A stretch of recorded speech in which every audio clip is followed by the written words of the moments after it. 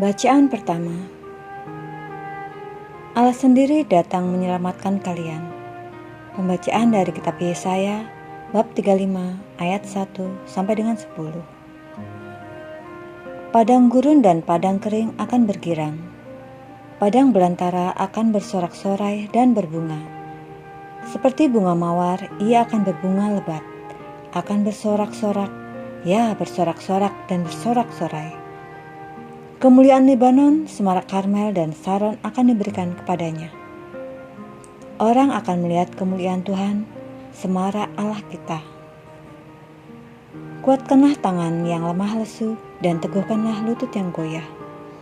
Katakanlah kepada orang-orang yang tawar hati, kuatkanlah hatimu, janganlah takut. Lihatlah, Allahmu akan datang dengan pembalasan dan ganjaran. Ia sendiri datang menyelamatkan kalian.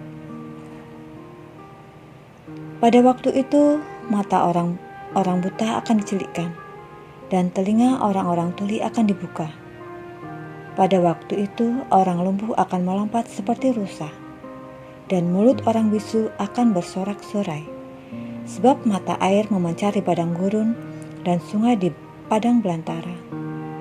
Tanah pasir yang hangat akan menjadi kolam, dan tanah kersang menjadi sumber-sumber air. Di tempat serigala berbaring akan tumbuh tebu dan pandan. Di situ akan ada jalan raya yang akan disebutkan Jalan Kudus. Orang yang tidak tahir tidak akan melintasinya, dan orang-orang pandir tidak akan mengembara di atasnya. Di situ tidak akan ada singa, binatang buas tidak akan menjalaninya, dan tidak akan terdapat di sana. Orang-orang yang diselamatkan akan berjalan di situ, dan orang-orang yang dibebaskan Tuhan akan pulang dan masuk ke Sion dengan bersorak-sorai. Sedang sukacita abadi meliputi mereka. Kegirangan dan sukacita akan memenuhi mereka, kedukaan dan keluh kesah akan menjauh. Demikianlah sabda Tuhan. Syukur kepada Allah. Bacaan Injil diambil dari Lukas bab 5 ayat 17 sampai dengan 26. Hari ini kita telah menyaksikan hal-hal yang sangat menakjubkan. Inilah Injil Yesus Kristus menurut Lukas. Pada suatu hari ketika Yesus sedang mengajar, ada beberapa orang Farisi dan ahli Taurat duduk mendengarkannya. Mereka datang dari semua desa di Galilea dan Yudea dan dari Yerusalem.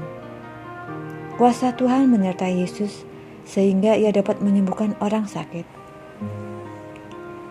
Maka datanglah beberapa orang mengusung seorang lumpuh di atas tempat tidur. Mereka berusaha membawa dia masuk dan meletakkannya di hadapan Yesus. Tetapi karena banyaknya orang di situ, mereka tidak dapat membawa masuk. Maka mereka naik ke atap rumah dan membongkar atap itu. Kemudian mereka menurunkan si lumpuh ke tengah-tengah orang banyak tepat di depan Yesus. Ketika Yesus melihat iman mereka, berkatalah ia, "Hai saudara, dosamu sudah diampuni." Tetapi ahli-ahli Taurat dan orang-orang Farisi berpikir dalam hati, "Siapakah orang yang menghujat Allah ini? Siapakah dapat mengampuni dosa selain Allah sendiri?" Akan tetapi Yesus mengetahui pikiran mereka. Lalu ia berkata kepada mereka, "Apakah yang kalian pikirkan dalam hati? Manakah lebih mudah mengatakan, 'Dosamu sudah diampuni,' atau mengatakan, 'Bangunlah dan berjalanlah'? Tetapi supaya kalian tahu bahwa di dunia ini anak manusia berkuasa mengampuni dosa." Lalu Yesus berkata kepada si lumpuh, "Aku berkata kepadamu, bangunlah, angkatlah tempat tidurmu, dan pulanglah ke rumah." Seketika itu juga bangunlah orang itu di depan mereka, lalu mengangkat tempat tidurnya dan pulang ke rumahnya sambil memuliakan Allah. Semua orang takjub lalu memuliakan Allah. Mereka amat takut dan berkata, "Hari ini kita telah menyaksikan hal-hal yang sangat menakjubkan." Demikianlah Injil Tuhan. Terpujilah Kristus. Sebuah renungan. Nabi Yesaya bernubuat bahwa Tuhan sendiri akan datang menyelamatkan kita. Kedatangan Mesias akan disertai dengan sorak-sorai, kemuliaan, dan sukacita. Kedatangannya bukan hanya akan menyembuhkan penyakit, tetapi juga memperbarui seluruh alam semesta. Alam semesta bersahabat kembali dengan manusia, sehingga manusia mengalami damai sejahtera. Yesuslah perwujudan dari nubuat Yesaya.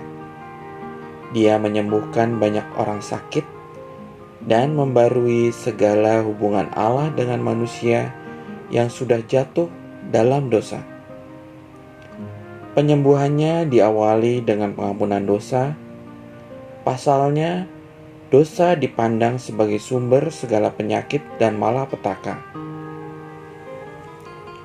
Pengampunan dosa itulah yang membawa kesembuhan dan yang membuka pintu bagi pembaruan hubungan kita dengan Allah.